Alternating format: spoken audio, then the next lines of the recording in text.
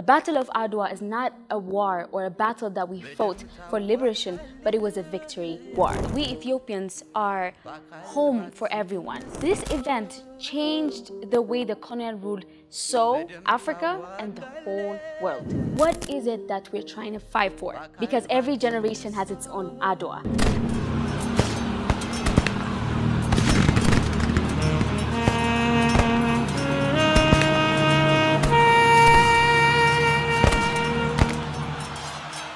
Hello everyone, sending you love and much respect. Today we are celebrating a very special event as an Ethiopian and African.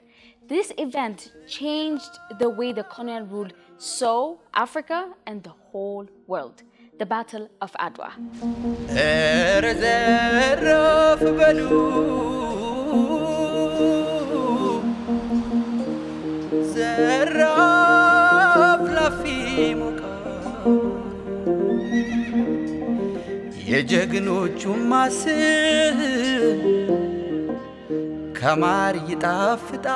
As it is stated on the history, the Battle of Adwa was held between Ethiopia and Italian troops on March 1st, 1896.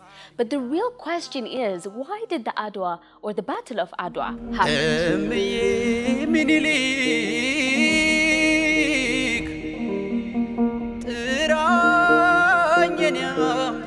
Every decision that we make and every single step that we take has its own consequence. Unfortunately, the Italian troop didn't understand, or maybe they took Ethiopia for granted. They did something unexpected. You see, everything started after the Treaty of Wuchali, which had its own 20 articles that emphasizes the relationship between Ethiopia and Italy. So between those 20 articles, Article 70 was a bit fishy, especially for Ethiopians. This article, which is Article 17, has its own interpretation in Italian and Amharic version. So the difference lies when in Amharic version it says that Ethiopia can use Italy as intermediary when it comes to the foreign relations, which means she can, and it's an open option. If Ethiopia wants, she can use that intermediary relationship. If not, then she can pass. While the Italian version of this article says that Ethiopia agreed to be the Italian protectorate, which means that if Ethiopia wants to have any kind of foreign relation, she has to go through Italy, which means basically you're colonized, period. There's no any other description. So when Minilik II, the ruler of Ethiopia at the time, found out this article was fraud, he tried to contact, but they were so arrogant, they were not willing to talk, they were not willing to communicate, nor change this article. So what happened next was very amusing. But for me, when I talk about the Battle of Adwa, something that really interests me the most is the unspoken or amazing thing about this battle, which is not told much. For example, the role of women when it comes to the battlefield. We can take Empress Aito. I'll come to that topic, guys. I'll come there. But Ethiopian women at the battlefield were not only there to support their husbands or even their brothers or anyone that was participating in the battlefield, but if needed, they were alongside the warriors, which is something that we have to appreciate when we talk about the Battle of Adwa.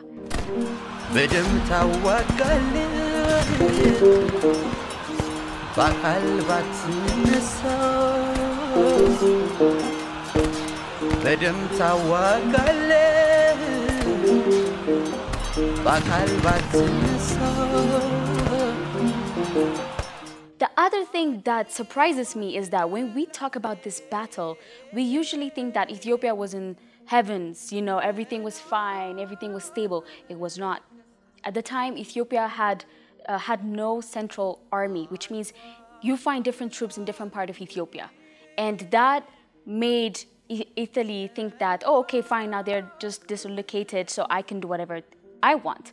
But when Minilik II called for his people to come together and fight for one purpose, everyone came along and went there and actually won the battle. So we can mention different people, different commanders, even village people that were just random people living their life, came for this purpose to fight for their country. Personally, when I think about the Battle of Adwa, there is this specific video that lives in my head rent-free. So I want to show you guys that video and we'll be back. I am 15 years old. My home is in Addis Ababa. Italy wants to make war against my people. We are a peace-loving country and have much work to do here in Ethiopia without being troubled by foreign countries. We do not want war, but if we are attacked, we fight to the last drop of our blood to protect our home. My father and brother will take me along when they go to war. So guys, I hope this video will be living in your head rent-free as mine for good. When we talk about the troops, at that time, Ethiopia had more than 100,000 people, and Italy, on the other hand, had 70,000 soldiers. So you might say, okay, we just outnumbered them, but it doesn't matter because they were equipped with the latest equipments at the time, whereas we Ethiopians had this traditional methods to protect ourselves. We call it gasha, tor, and we did have some kind of instruments that we can use to kill people and defend ourselves, but it was not as modernized as they had. So that by itself created a huge gap, even though we outnumbered their troops. So the other thing that surprises me the most when I think about the Battle of Adwa is how we Ethiopians took care of the Italian soldier. By that, what I mean is, usually when a war happens, the one that wins will take advantage of the one that lost. Either they're going to be slaves, they're going to be sold, or they're going to be an experiment, or they're going to get killed. But Ethiopians at that time relatively took care of the Italians. They even incorporated them into their society. Can you imagine? They came to their country to invade them, and they just took them in. This shows that we Ethiopians are home for everyone, and as we are the origin of humankind, we are home for everyone actually, and we take care of people, not only those that are our friends and that we cooperate with, but also those that are here to attack us. And that is something that should be seen boldly in this battle. And the other and the most surprising and the most interesting that I personally feel so proud of is the spirit of Pan-Africanism and global anti-colonialism that this war spread. Meaning, at the time, as we all know, colonialization was happening. Majority of African countries were under the European rule. So Ethiopia at the time, standing tall and saying, I'm going to defend myself. It doesn't matter the result. I don't really care. I have my God, I have my people, and I have my strength, what I can give. It can be my money, it can be my strength or my education. So I'm going to give that, and I'm going to defend my people, and I'm going to defend my history. They did it, and with the grace of God, they won. And with the grace of a lot of things, they won. We won. So that being said, this incident showed a resistance for different Africans, not only Africans actually, but all across the globe, that made them realize that if we believe in ourselves, in what we have, then we can do whatever we want. So that by itself created this wave of liberation all across the continent.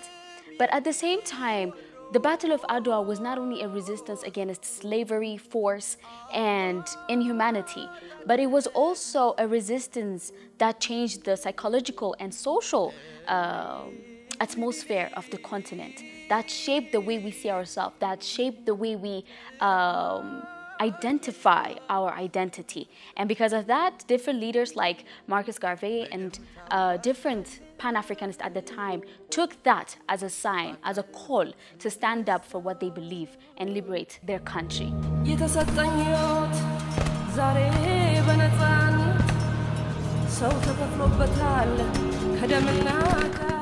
So guys, as we conclude this week My Africa show, what I would love to say is, let us be able to define what our battle is. What are we trying to get out of our life? Are we trying to fight against neocolonialism? Are we trying to define our consciousness, being able to be more conscious and more alive? Are we trying to stay rooted with our identity? What is it that we're trying to fight for? Because every generation has its own Adwa. So that's what I would love to say. And remember, the Battle of Adwa is not a war or a battle that we fought for liberation, but it was a victory war. That is something that we should emphasize. And for my all Ethiopians, Africans, or all those people that are Ethiopian lovers, African lovers, I would love to wish you a very nice celebration in celebrating the 129th victory of the Battle of Adwa.